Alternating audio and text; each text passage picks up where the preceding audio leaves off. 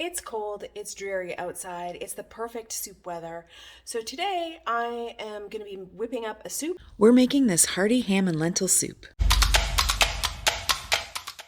So I call this soup trifecta. It is celery, carrots, onions, and, well, my Italian is showing because I threw some garlic in there too. I feel like this is going to be a nice base to start with, and we'll get this softened up and then we'll move on to the next step.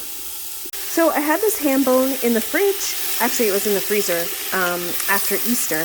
I wasn't sure what I was going to do with it, but now it's going to add some flavor to this soup base. So I'm going to let it kind of get in there and get the flavors in there before we move on to the next step. Okay, a tip about ham bone and turkey bone, that kind of thing.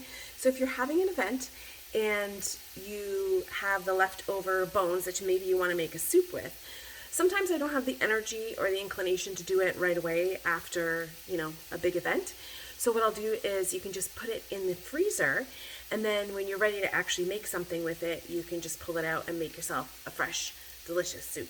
So now that the vegetables and the ham has all kind of gotten softened up, now I'm going to add some water to it, and I want to put enough water to cover the ham bone.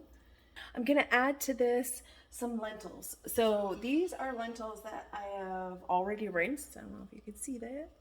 Can you see that? Yeah. So I've already rinsed these lentils, and now those are going to go in and they're going to cook with all those yummy vegetables and the ham. And I'm going to add some potatoes to it because adding potatoes to a soup helps to thicken it, and I want it to be a really kind of hearty soup, so potatoes are going to help me do the trick. Okay, you can see some cauliflower floating around in there. We had a little bit left over from a veggie tray that I had bought, so I thought, why not? We're going to add that in there. We're going to add some herbs. We're going to add some dried bay leaves to this, and I'm going to add a little bit of smoked paprika because I just feel like that would be nice with the ham and the lentils. And then salt. I'm going to add salt at this point. I'm going to put the lid on and just let it simmer on low for the next 20 minutes or so. And then we'll do a little taste test and see if we need to adjust the seasoning or what else we can add. And maybe we don't have to add anything. Oh my God.